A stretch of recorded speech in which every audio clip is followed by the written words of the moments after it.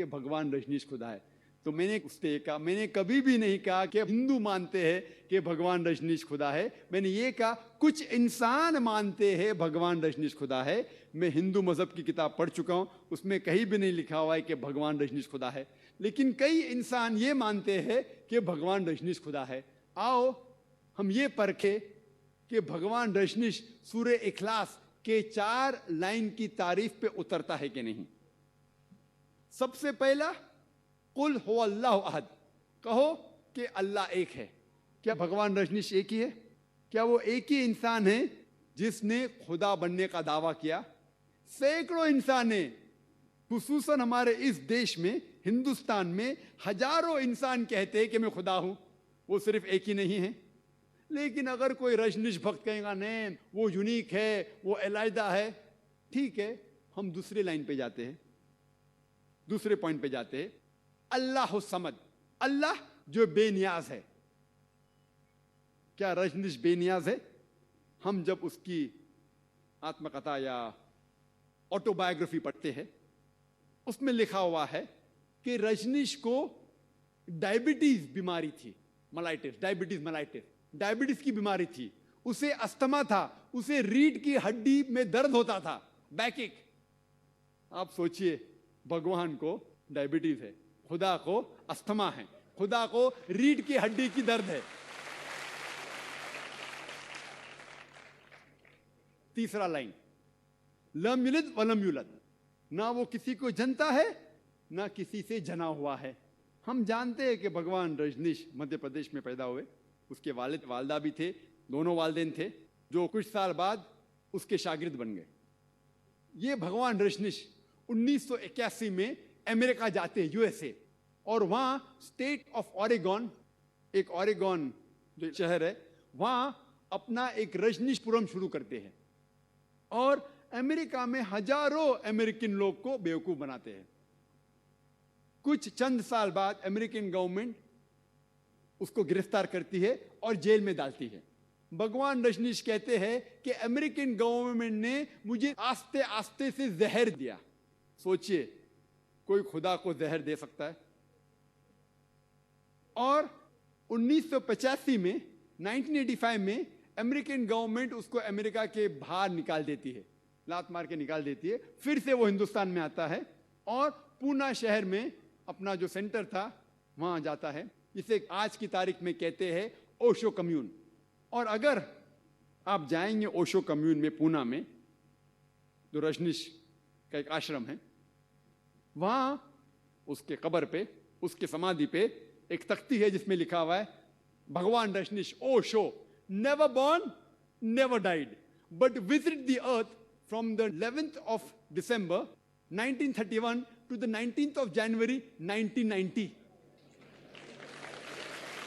اس کے تختی پہ لکھا ہوا ہے کہ اوشو نہ کبھی پیدا ہوئے نہ کبھی مرے, لیکن دھرتی پہ سیر کرنے کے لیے آئے, دھرتی پہ گھومنے کے لیے آئے.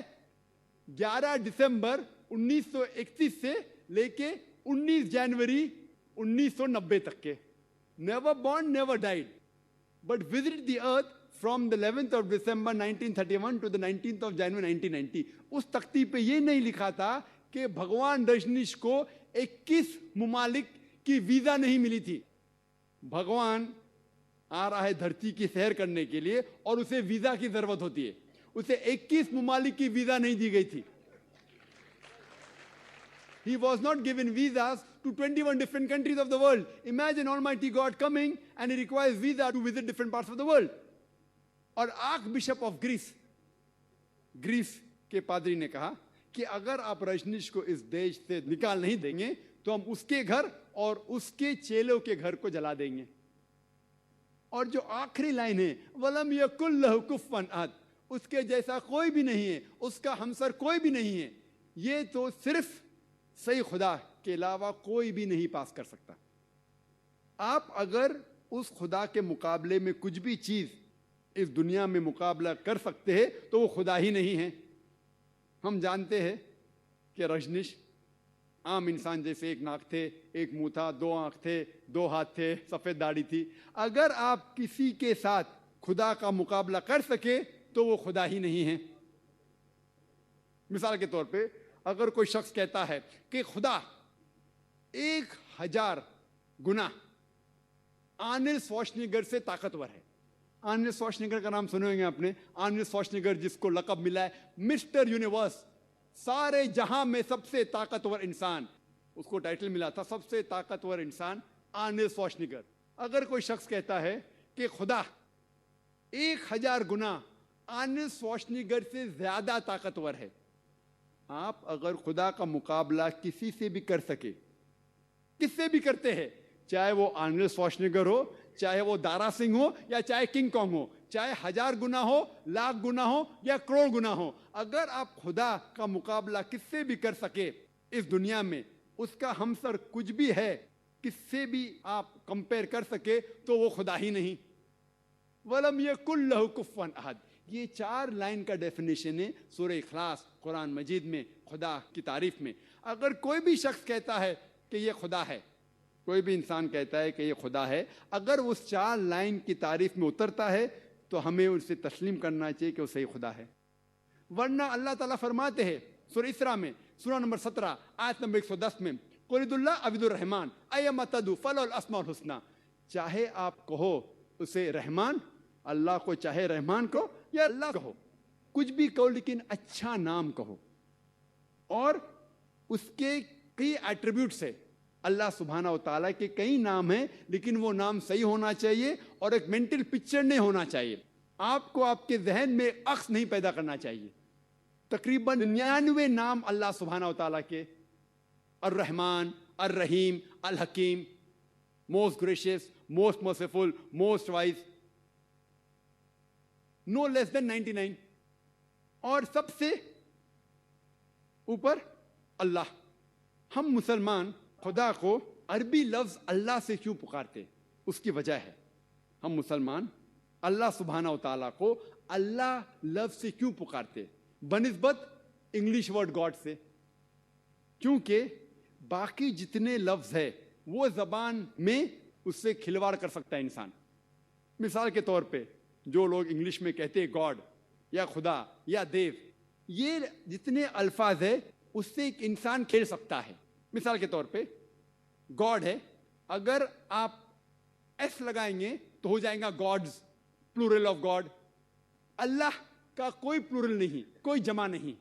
اگر آپ ایس لگاتے گاڈ کو انگریزی میں تو گاڈز ہو جاتا ہے، خدا کی جمع. جو اسلام میں قل هو اللہ احد، اللہ ایک ہے. اگر آپ DESS جوڑتے ہیں گاڈ کو، ہو جاتا ہے گاڈس، مطلب عورت خدا. اور اسلام میں اللہ سبحانہ و تعالیٰ کا جنس نہیں، نہ وہ مرد ہے نہ عورت ہے. اللہ سبحانہ و تعالیٰ علیحدہ ہے، نہ مرد ہے نہ عورت ہے. اللہ از یونیک. اگر آپ گاڈ کو ایڈ کریں گے فادر، وہ ہو جاتا ہے گاڈ فادر. ہی از مائی گاڈ فادر، ہی از مائی گارڈین. اسلام میں اللہ فادر، اللہ ابا نہیں ہے. اگر آپ مدر جوڑتے گاڈ کو، ہو جاتا ہے گاڈ مدر. اسلام میں اللہ مدر نہیں ہے. اسی لیے ہم مسلم خصوصاً اللہ کو اللہ سے پکارتے ہیں، دوسرے کوئی لفظ سے نہیں. کیونکہ دوسرے الفاظ جو ہے اس سے ایک انسان کھلواڑا کر سکتا ہے. مثال کے طور پہ دیو، دیو کو اگر کہے دیو، اگر ای لگا دیں گے تو دیوی ہو گیا. دیو نے مذکر، 2 ہو گئے نا، دیو اور دیویاں، فیمیل اینڈ میل.